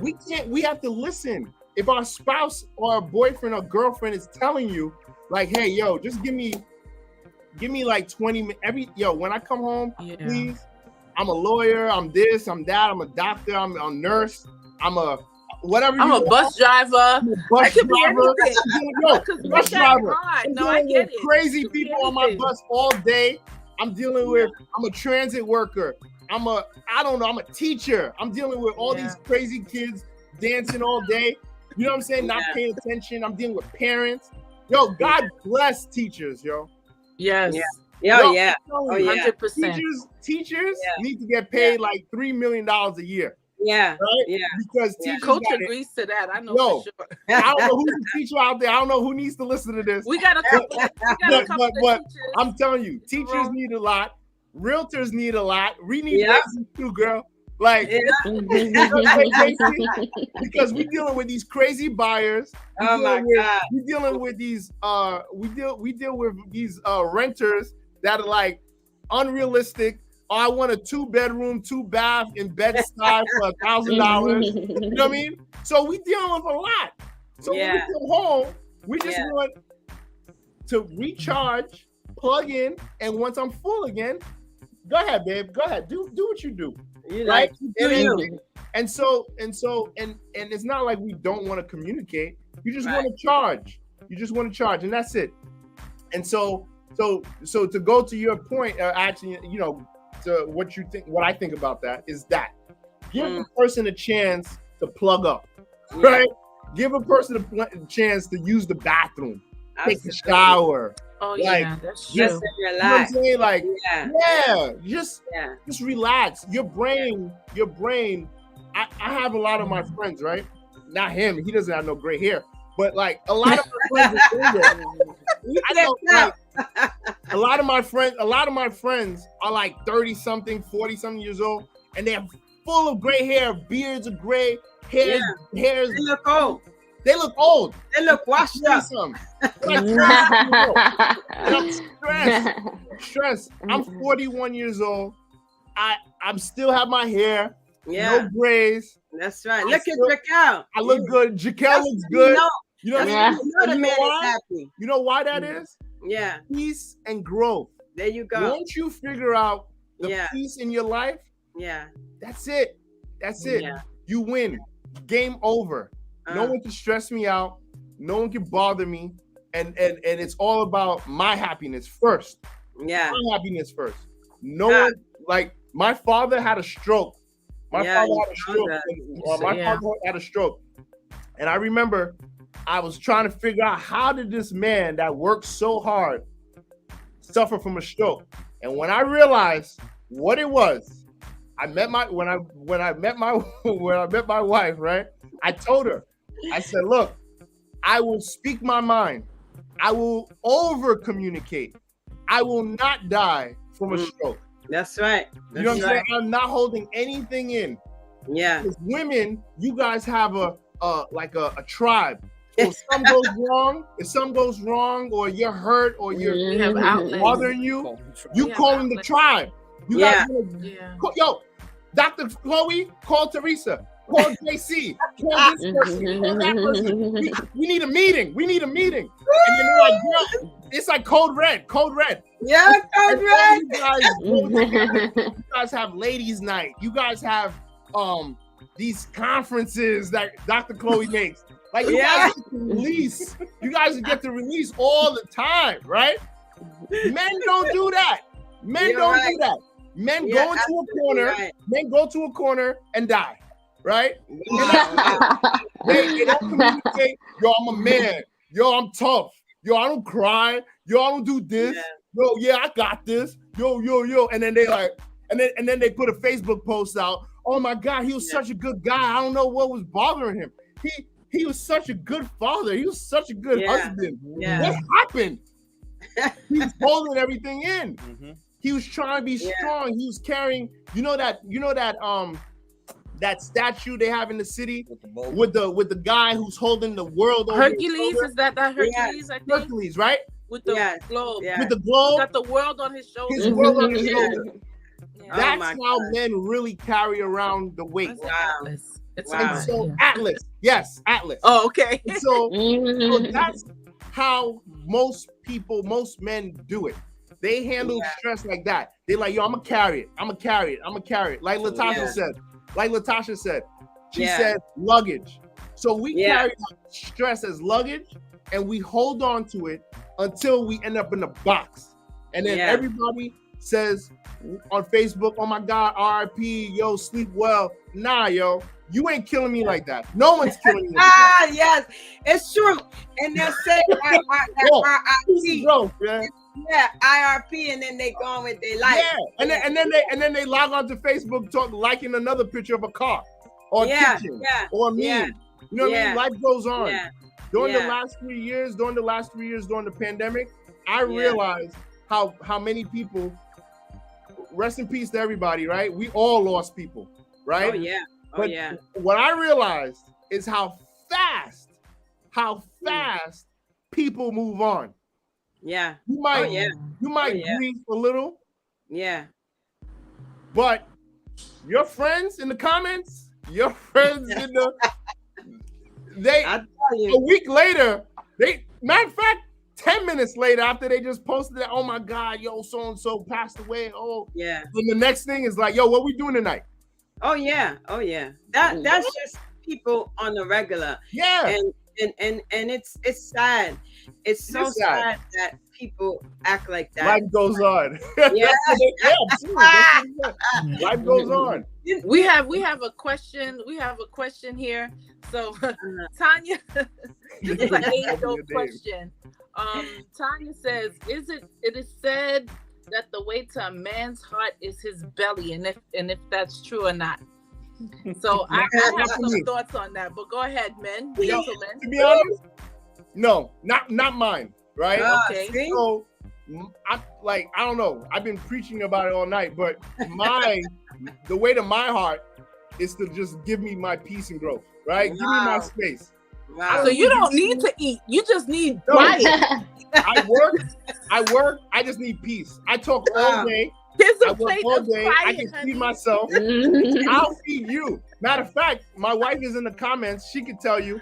Like I'll work all day and come home and cook dinner for them. Wow. But is that relaxing for you? God. Yes. So is it a chore or is that something no. to decompress? Cooking to me therapy is my little therapy, is my little peace. Because no one bothers me. I listen to a podcast. I'm there. I'm relaxing. Right. I'm charging myself. Right. Nobody come in the kitchen. Nobody come in the kitchen. They're not coming in the kitchen. Trust me. And the thing is, they're gonna. See, my wife said, "Yep." So that's my peace and growth.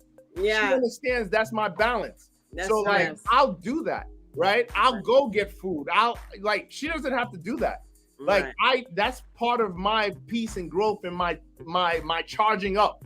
You know what I mean? Like I want to cook. I want to see them happy. I love when my son goes, "Oh my God, this is the best food on earth." Oh my God. Like I think that concept it makes your day. I think that concept may also stem from giving the person attention.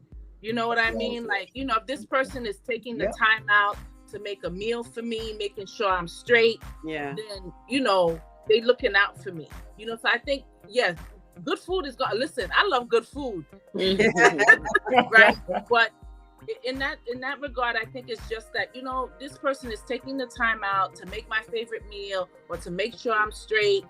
And again, with men and women and household roles and so on and so forth, if the man is paying, if you home and the man is paying the bills, please have a meal for the brother. Like, come on. Now, if both people are working, there has to be, you know, there's going to be a balance. There has to be some kind of compromise. But with that, I really think it's just, and it could be vice versa, you know, just this person taking the time to make sure I'm straight. It's not the, you know, because they may not be the best cook. Their mama might be the best cook. Yeah. But you know what? I know not come through, this person has my back. So I think that's what that's more about, not necessarily the food per se, you know, the company food, the thinking about me food, the, you know, just being there for me. And I agree with that, because it's all about the appreciation, the gratitude. Jean said gratitude. Yeah, the gratitude. And we have to learn to appreciate one another, because what happens in relationships, sometimes people become brothers and sisters. They're no longer husband and wife. And that's what ends up happening sometimes, because you don't give the person their space. Then you want to argue all the time. And now it's like, and you might be with a miserable person, right? And or a hurt individual. And that hurt individual only knows how to hurt people. And you didn't know that before you got into the relationship. So which brings me to the next question, because we run time is flying. We're about to go into overtime. Time is flying. So I want to ask this: why do men cheat? Oh my God! I'm gonna go on mute. That's a topic. Yeah, right? That's a topic in your book, and I learned a lot from the book. And I want to tell you guys, listen, if you didn't go purchase this book, you want to go purchase this book, because you want to know. And there's something, I have another good question that I have, but I want them to answer this. So Jickael, come on, Jickael. You give us that first. You give us that. Yeah. So there's many different reasons why men cheat. The main reason the general answer that I always give is he's just not satisfied with something. There's something that's missing at home. There's something that's not, you know, feeling that there's something that he's missing. There's a void that's just not being filled at home. And so he's going somewhere else to fill it. It may be something that his lady may not be willing to do. And if it's something that he enjoys, he's going to go find somewhere else to fill that need. You follow me?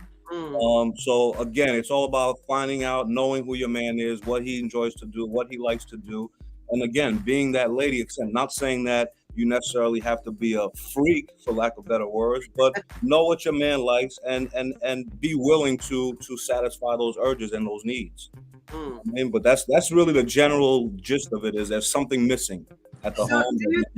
Do you think all men have something they're missing? Is the reason why? Maybe it's missing within them. Yeah, that's what I'm saying. Is this something that's missing in the relationship? Or, I mean, do you believe that all men cheat because they're missing something in the relationship? Or is it something they've learned, a behavior they've learned in their family? Like, I can give you a perfect example. My father, lots of women. My brother, lots of women. My cousins, lots of women. And when they talk about it, it's like, it's fun. It's an activity. They don't talk about it like, I like this woman. It's like an activity.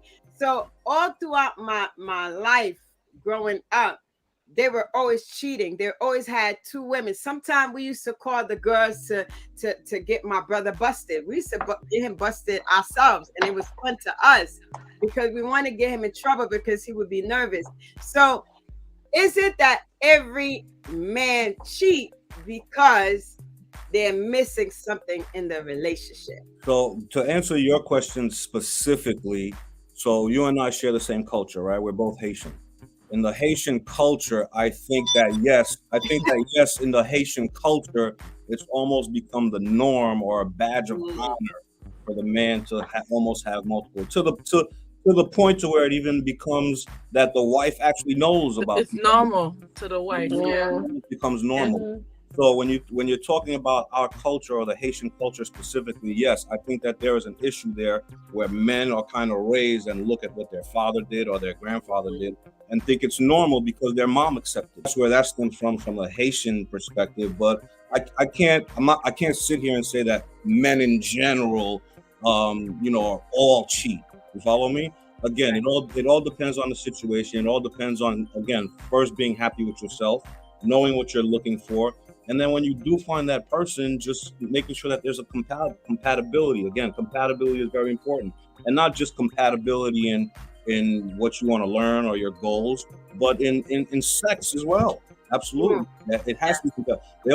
People always say sex is not the most important thing in a relationship, but it's very much important. Oh, yeah. Just like money's not everything, but money is very important. That's right. That's right. So again, like compatibility issues, very, very. Well, so here's another question that I would have for that. When men cheat, women take men back easily, 5 times, 10 times. But when a woman cheats, the man is like, I'm done. Men hurt different. It's over. I don't want her. It's a pride thing. Wow. Wow. And I'm gonna go on a little bit further. Not to get too, how should I say, too figurative. Not to get beat up tonight. Yeah, right. Yeah.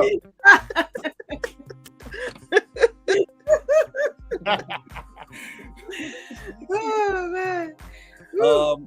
Not to get too figurative, but you gotta get into it. You gotta keep it interesting, keep it flowing, and it's real important in the relationship. Denise said, "Careful now." What do you have to say about that? Yeah, everybody's like, "Why?" I know. I had to think twice. JC has. I think that when women cheat, it's more emotional. I think when men cheat, it's more physical and sexual. Some of it, sometimes it's a missing piece. Maybe they're missing attention, love, whatever it may be, a companionship. Maybe their wife or their spouse is just so busy running around that they don't get a chance to, interact with her as a companion. Again, they're missing something. But oftentimes, I think with men, it's physical and sexual. With women, it's more... Sometimes it's done out of spite. He cheated on me. My partner cheated on me, so I'm going to cheat back. Or it's a situation where, we just literally start entertaining a whole other guy for the emotional aspect of it. So it's a bit different. Right. Wow. I think I would agree to that. I agree. We have a question in the in the chat. Okay, so Tanisha says, I just want a great man of God that knows how to communicate and take care of the family, a great provider and lover. I just lost it. But part of it also says that she wants to know where to meet this person, but she doesn't go out. She goes, questions, where should I look? Where should I look? I don't want a man who likes to hang out in clubs, come home at 5 o'clock, and I'm just wanting to start dating and find my best friend. Well, if you don't go out, you're not going to meet nobody. So I guess if I could answer the question that I'm asking, I guess part of it would be, you don't want a man that's hanging out in the clubs, then don't go look for him in the clubs. Go look for men in the places that you like to hang out at or things that you like to do. But if you're staying at home, I don't know how you're going to really meet a person.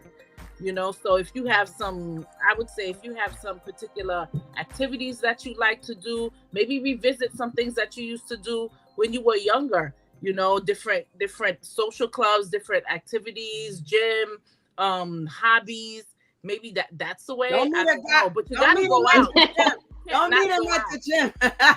No, I'm just if you're into fitness, I would think that you want somebody that's into fitness. I'm just saying, but if you don't go out, where you really going to meet the person. I think the best place to find a man is when you're at the grocery store. You're at Walgreens, or you're at Walmart, right? And you see that man shopping and he's alone, right? And he's squeezing the avocados. Right? He's buying stuff that look like men groceries, right? Doesn't look like he came to shop for the wife, right? And Home Depot, yeah, you see? Home Depot. Yes, Home Depot. Especially if you have a house. How often are you going to Home Depot? Home Depot. How often are you going to Home Depot? I love light bulbs. I love Home Depot stuff because my a lot of things you can get at Home Depot.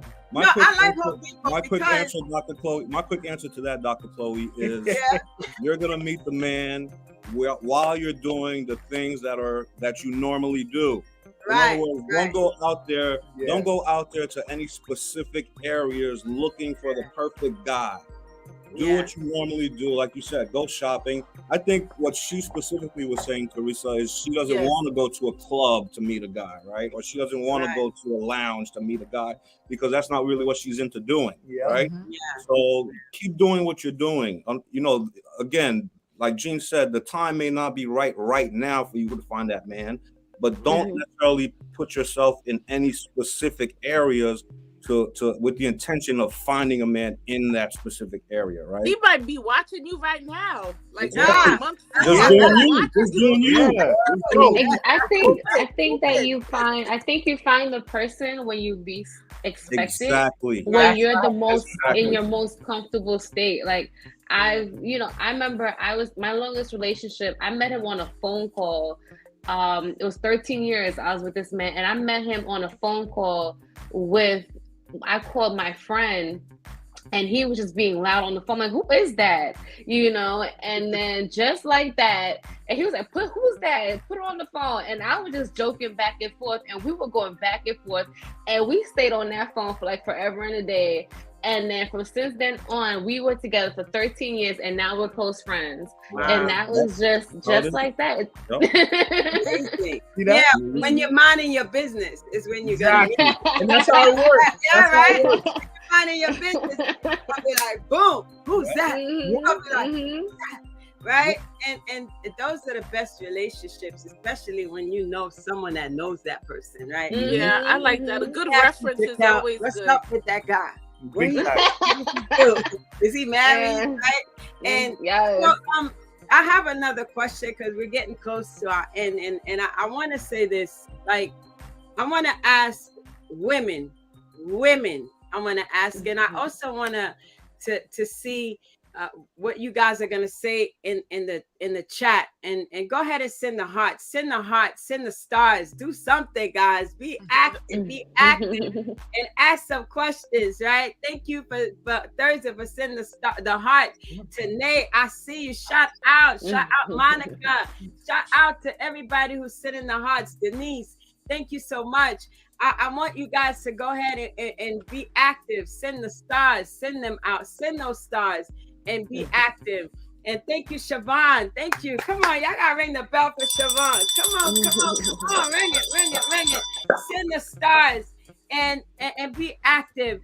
And I'm excited. I don't know. Y'all want a part 3? Do y'all want a part 3? I don't know.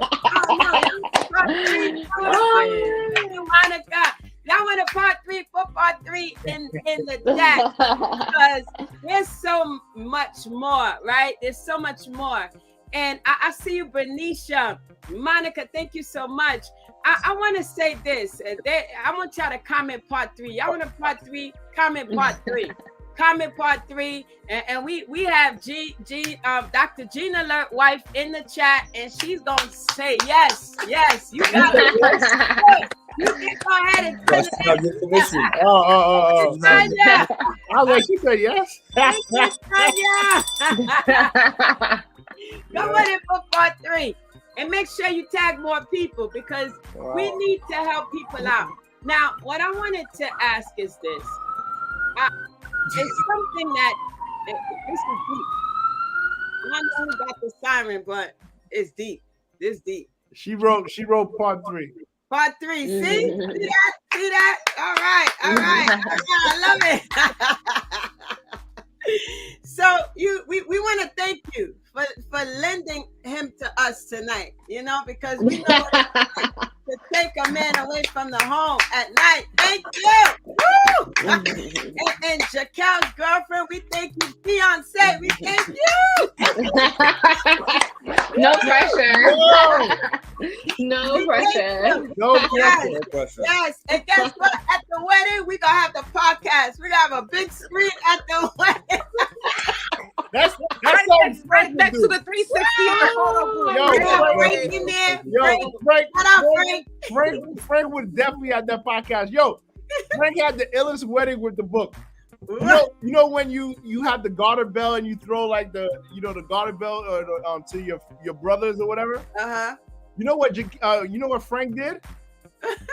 Frank threw out the book. Frank took the book and he tossed it. And somebody caught the book at his wedding. What? At his wedding. Frank, you passed down Frank. No. No. You know what it is? His wife read the book 3 times. Wow. And so she knew. It was like she had the blueprint. Shout out to Melanie. She's watching too. Wow, Melanie. The blueprint, right? So it proved.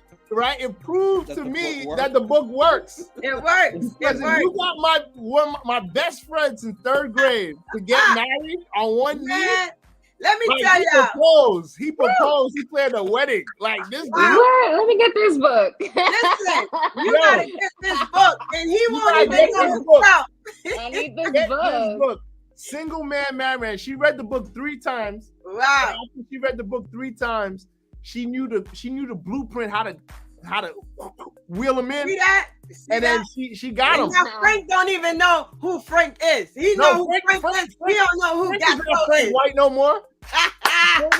Frank White no more. And then now he's Frank Blanco from the Bronx. Yo, he ain't even from Brooklyn no more. Oh my God. Yo, look. Jickael's girl's putting wedding rings in the comments. Yeah, I love it. Oh my God! I gotta tell y'all. Listen, everybody's invited in the comments. Yo, everybody's invited. That's right. Get the book. Get it. Dr. Chloe's gonna pay for it. Don't you wait for the book. Make sure you get in that book. It's getting hot. It's getting hot. It's getting hot. One of the questions I saw someone ask in here is date night important? How important is date night? And I believe in a marriage, date night, in relationship period, because sometimes you're so busy. I think that's a way to decompress outside of your normal charging station, right? Absolutely. And I think that that's important, And one thing that this guy told me, his name was Patrick Knight, right? He used to work for me years ago, and I remember when I first got, I was about to get married. He said to me, "Remember this, Gene, to keep a relationship lasting a long time." He said, "Whatever you did to get her is how you keep her," right?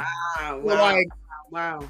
I used to buy my wife flowers all the time, but now it's just like, and then because I'm a guy, so I'm a B-girl, right? So sometimes I'm like, my wife don't even like flowers no more. Like like how many flowers am I gonna buy her? Like, you know what I'm saying? And so the other day I came home and just bought her flowers just for no reason. Wow. And she was like, oh my God. Like, and I saw her face light up and I was like, yo, you see that? Yeah. Shout out to Patrick Knight. He's been married for 40 years. Wow. I said, he knows what he's talking about. So I'm giving you guys the nuggets, the jewels, right? So I hope you listening, right? Yes. So you got peace and growth. You got random acts of kindness and then now vice versa, right? The reason sometimes when you get mad, and you got to remember, ladies, why did I say I do? What about this dude? Why did I say I do, yo? Like, because you could have said, no, I don't. Yeah. A lot of women say I don't, right? And then they're like, no, I'm not getting married, like not to you, like you know what I'm saying, like keep your ring, like, Yeah. and so you got to remember that, and then you also, fellas, you got to remember too, what made you get on one knee and say I want to marry you, right? Or I want you to be my girl, or I want you, you know what I'm saying, like because marriage is supposed to be forever, like you know what I mean, like marriage is supposed to. So if you take the time to build your foundation, like we talked about last week, you watch last week's episode and you'll see what I talk about, the foundation, because that's very important. But once you build that solid foundation, Jickael, you gotta listen to it. Like, I killed that. Like, I did. So shout out to everybody who loves construction, because that construction analogy, and you in real estate, Jason, foundation. I loved it. I was talking about tin set, compound, like I was talking about how to lay down the tile, and how if you lay down a bad foundation and you put tile on it, the tile breaks, right? Because you didn't put enough tin set on the bottom, you didn't put enough concrete, so now all of a sudden the tile is floating and it cracks, right? And that goes to relationships. If you don't take enough time, if you rushing into a kid, if you rushing into a marriage, if you rushing into a relationship and you don't pour enough concrete, you're gonna put the tile down and it's gonna break, right? Yeah. And what are you gonna do? You're gonna hire another contractor to say that the other contractor didn't do a good job. You're gonna take off all the tiles and you're gonna do it again, right? But you're always gonna get a bad job if your floor isn't level, if your space, your foundation isn't level, right? And so you need to spend the time to build and make sure that you're level.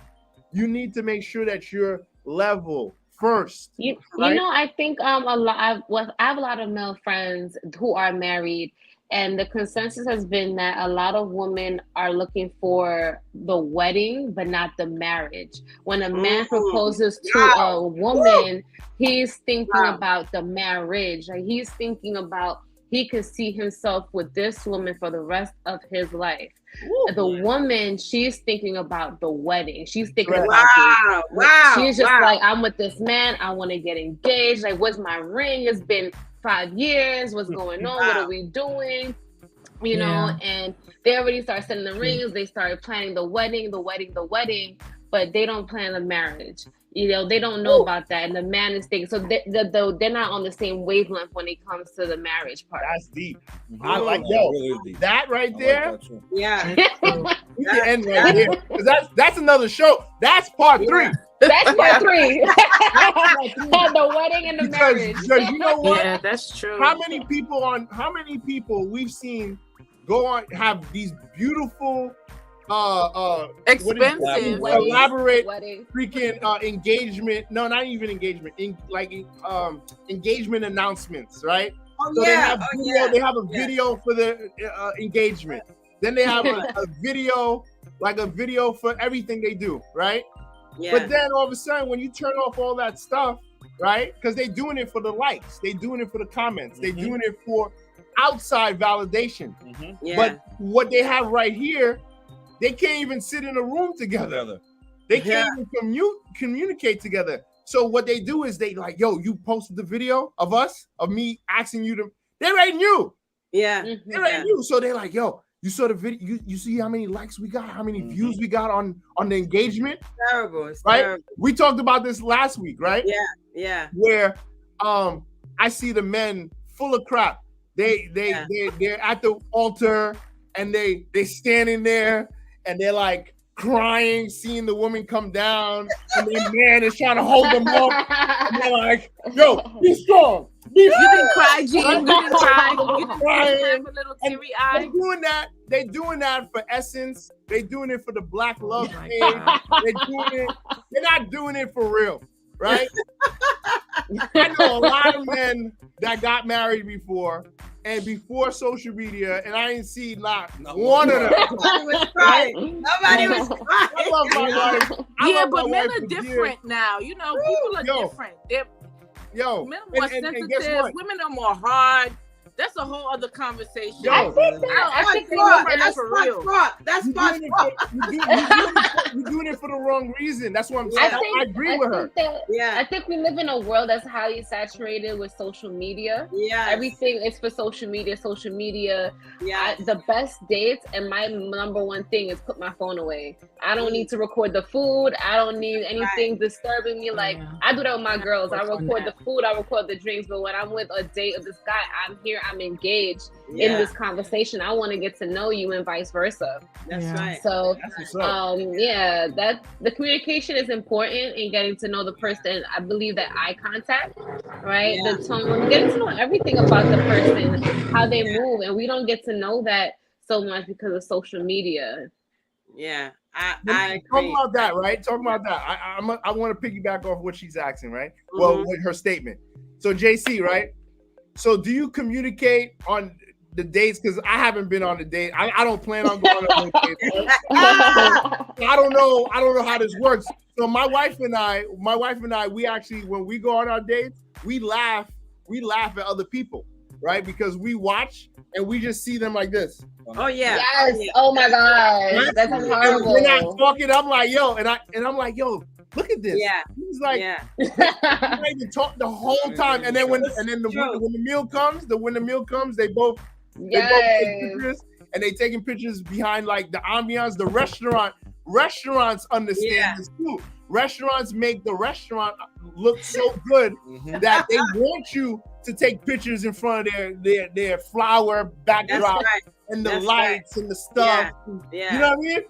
And then you distract yourself from the main goal, which is to get to know and communicate and build a relationship with this person. Yeah. So they never really talk. So my question to you ladies, right, is do you set the tone and the precedent and say, look, all right, we are on this date.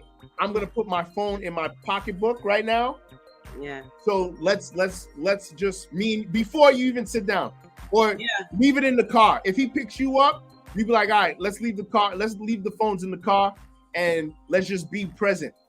Yeah. How tough do you think that is? Well, I don't even say it. I don't say it. I just do it. I lead by example. So the phone just stays like on the chair. You know, if it's a situation, it stays in my pocketbook, and I'm just like having fun with the person. But it's the person on the phone. Yeah. Well, I'll look at them. I give them the eye. Like, you see what I just did? Yeah. My phone's away, you know, like it'll be a moment of silence if they keep pulling out their phone. Like, I'll look at them. It'll be like, I'll stop too, you know, and because then they'll feel comfortable and they'll say, "Oh, I'm sorry, I had to answer this." I'm like, okay, you know, so are we putting our phones away? So Are you on call, doctor? Like, what is?